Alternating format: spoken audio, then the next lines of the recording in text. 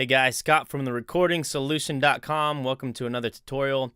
Today is all about recording electric guitars. This is the exact way I do it in my home studio, and it's all about using mic positioning as getting different tones in your EQ, if you want it brighter, if you want it darker, and all kinds of goodness. So I have obviously 1, 2, 3, 4, 5, 6, 7, 8, about 10 tracks.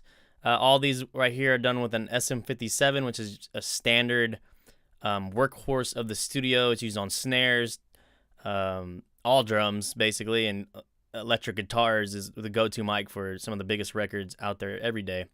And then this is both $100 mics. So the SM57 is I think 99 bucks, and then I have another AT 2020 Audio Technica 2020, and I did the same kind of mic positioning. Just wanted to see if you can get different tones. And let's dive right in. So the first position is this is just an amp with one speaker in it. So the cone is right there, and we place the SM57 right here, right off the grill, barely off the grill to where it's not touching it, but it's as close as we can get, and it's pointed right into the center of the cone. I might have said snare earlier. Right in the center of the cone of the speaker. And when you're in the center of the cone of a speaker, and if you have two speakers in your amp, pick one, and this first position right in the center of one of the cones, and you'll get a more brighter sound. And so this is what this one sounds like.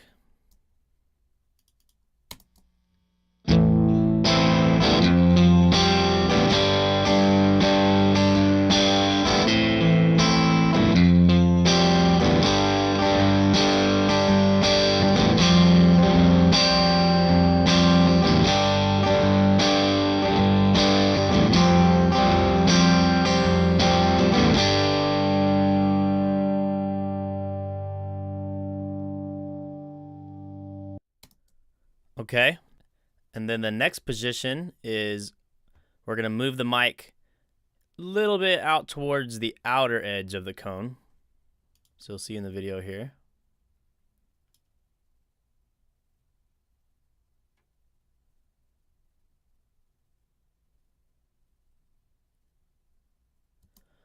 So we moved it about 4 to 6 inches from the center of the cone out to the outer edge of the cone. So let's see what that sounds like.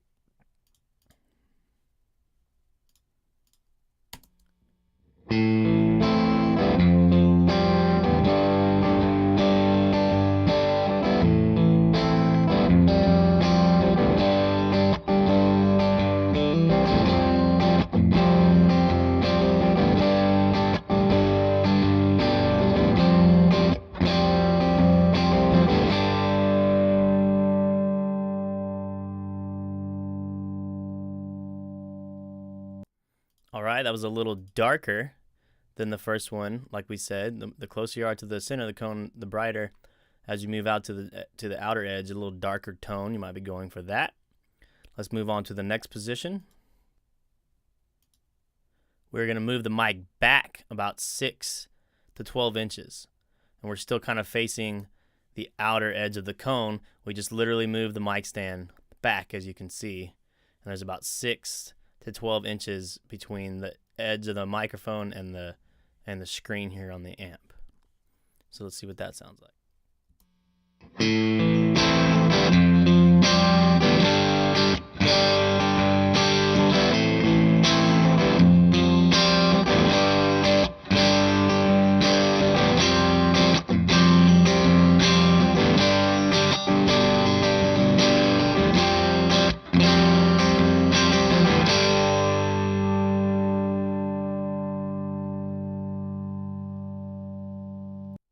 So to me, that sounded a little less boomy, I guess, a little less low end.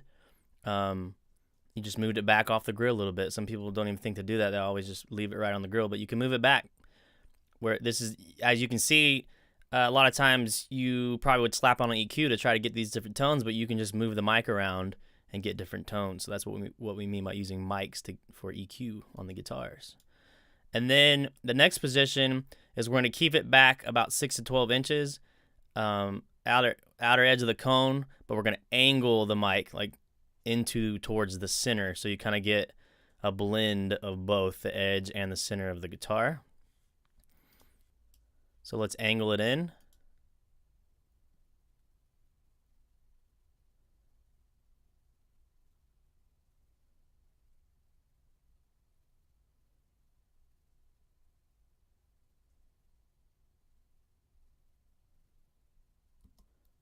So again, here's the cone.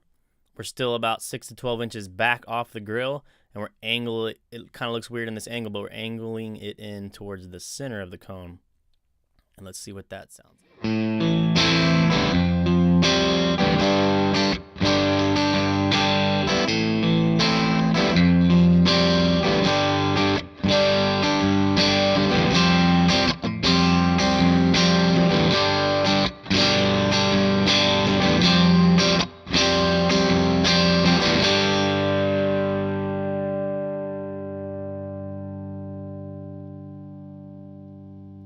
Cool. All right, so now let's play them right back to back next to each other instead of skipping around so you can get a better idea of what they each sound like. So again, SM57 right in the middle of the cone, right close to the grill.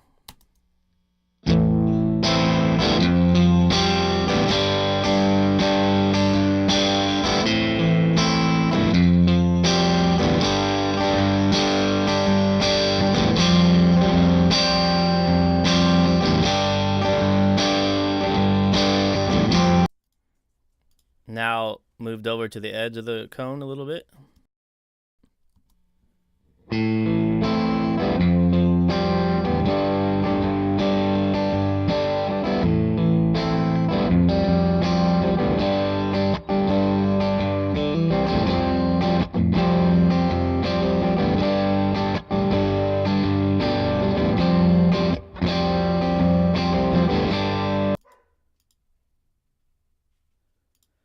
Now back about 6 to 12 inches, and you're still kind of on the outer edge of the cone.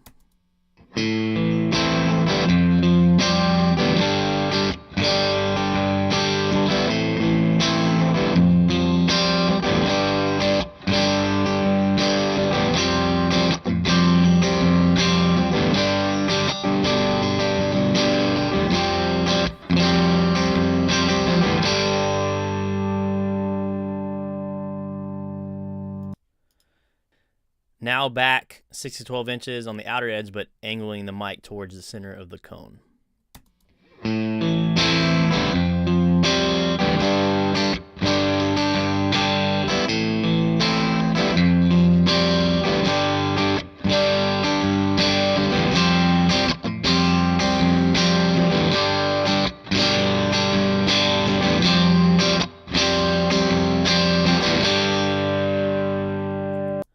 So you can see they all have subtle differences. Some are darker, some are more bass heavy, some are brighter, some are thinner.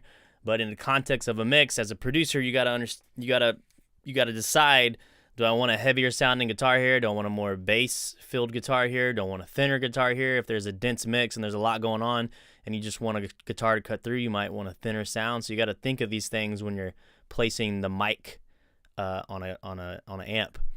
All right, so the next thing we're going to do is do the same positioning but with an Audio-Technica 2020, and then we'll compare those. So here is the Audio-Technica 2020. Again, the center of the cone, right in the middle, right off the grill. And here's what that sounds like.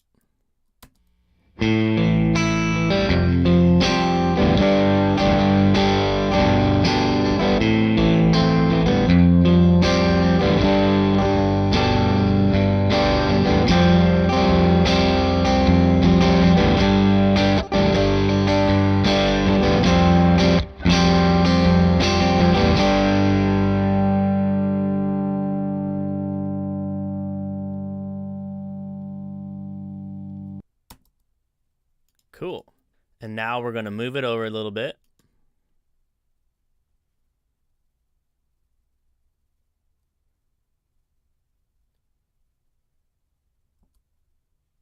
So here's the Audio-Technica 2020 moved over to the outer edge of the cone.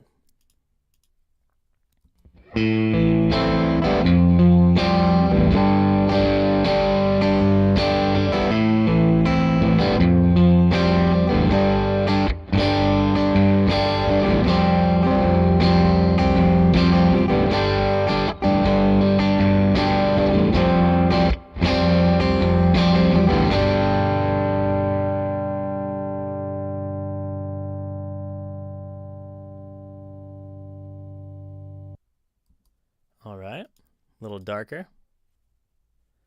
And now we're going to move the mic back a little bit from the outer edge, about 6 to 12 inches, straight back. You can experiment with the distance.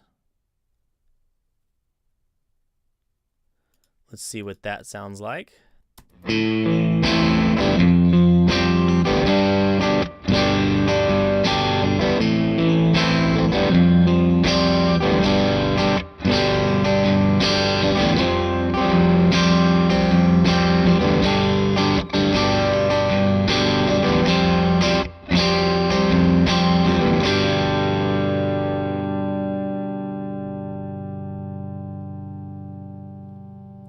Okay, next position, we're going to angle the mic in towards facing the center of the cone, back 6 to 12 inches, outer edge, but we're angling it in. And you can move it back 6 to 12 inches even if you're in the middle of the cone as well, but this one's just on the outer edge of the cone, angled into the center. Let's see what that sounds like.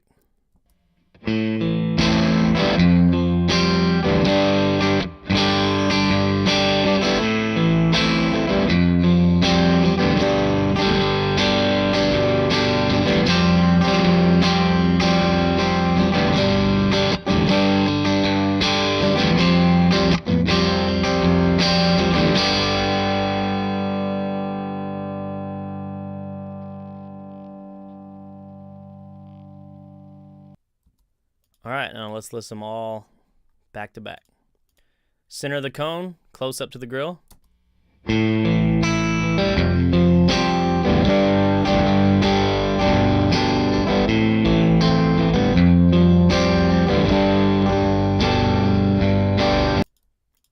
Moved out to the outer edge of the cone, close up to the grill.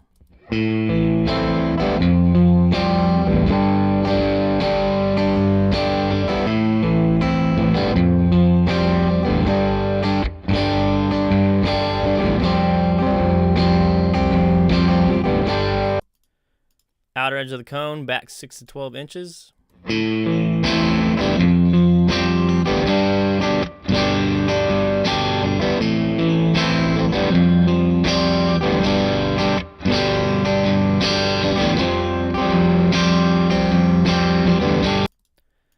Outer edge of the cone, back 6 to 12 inches, but angled towards the center of the cone.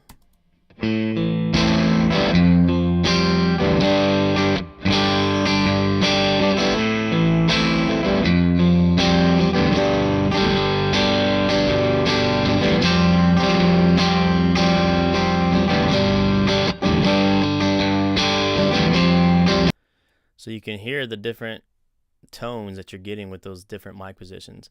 And you can be close up on the grill, move it out to the outer edge of the cone, or split the difference between the middle and the outer edge, and then test that position out. And then you can angle the mic in close up to the grill from the outer edge to the center, just like we did when we moved it back.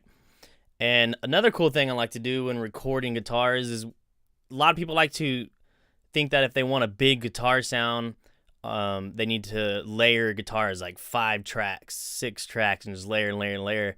But you actually make the mix sound smaller because everything's fighting with each other. There's not a lot of room to breathe. What I like to do when you have guitar songs, like guitar-driven songs, is I like to just pan a rhythm guitar to the left and then pan another take, a separate take to the right, and kind of do complementary rhythm track. So they're not the same exact rhythm track, and I'll show you what I mean. I had my buddy Justin play a rhythm track, and then he came and kind of played one against this one, and I panned one hard left and hard right, and then you would put like a solo up the middle. We didn't record a solo, but that's the way I like to do things. And so I used a SM57, 6 to 12 inches back, outer edge of the cone angled into the center, and I'm panning that hard left. And then I did the same thing, but with the Audio-Technica 2020 and pan that hard right. So let's play those 2 tracks together, and you'll hear one hard left and one hard right. Here we go.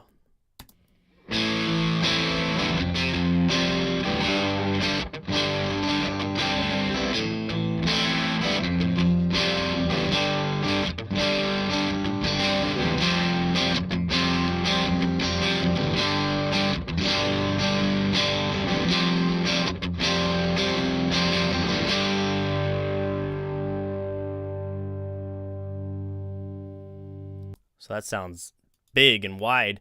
So playing them by themselves, if you up the middle.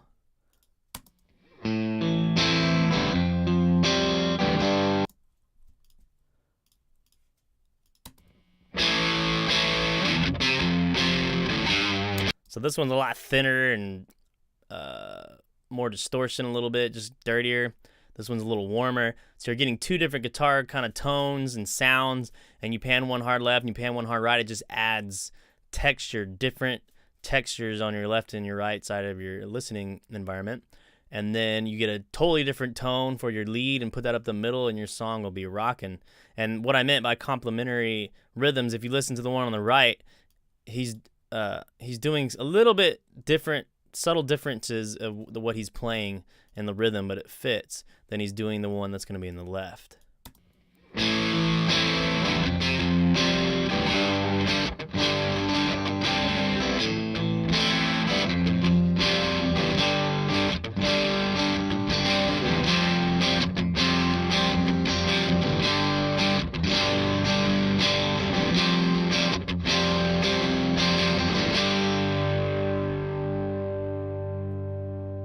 I think that sounds really cool.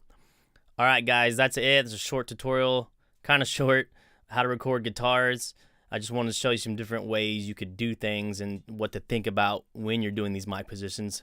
And you would put a bass guitar in here and fill out that low end, because most of the time your electric guitars are not occupying that low end. Your kick drum and your bass guitars are, and you bring all the elements in and it sounds rocking. Or you could keep all the low end and the big electric guitar sounds. I know a lot of rock mixers to get those thick, huge sounding electric guitars big, they leave a lot of low end. They don't roll it off with a high pass filter, and they roll off the kick and the bass guitar a little bit more than you normally would. So they let the electric guitars occupy that low end more than the kick and the bass. And so that's how they get away with really bass heavy big guitars. So that's a pretty cool trick. Think about that. So depending on your genre or what the song is, just be thinking about, as a producer and a mix engineer, what kind of mic positions do you want? It thinner? Do you want it darker? Do you want it heavier? Is it gonna work well with the other instruments that you have in your tracks? And just, that's what you need to be thinking about. Don't just throw something up. Mic it up with a purpose and think about why you're putting it here. And if it sounds too thick or too muddy, think about where you can move it to make it sound a little bit brighter and thinner, because in the context of the mix, it's not going to sound that thin. It's just going to be a good guitar tone. So that's how to record guitars. Thanks for watching. Hit the subscribe button if you haven't signed up for the email list. You get a free ebook when you do, and you'll get on my list where I deliver stuff like this to your inbox weekly for free. Lots of tutorials, and you're joining a tribe and a community, and we're learning lots of stuff together. So thanks again. Thanks for tuning in. I appreciate your attention. Scott from therecordingsolution.com. We'll see you on the other side.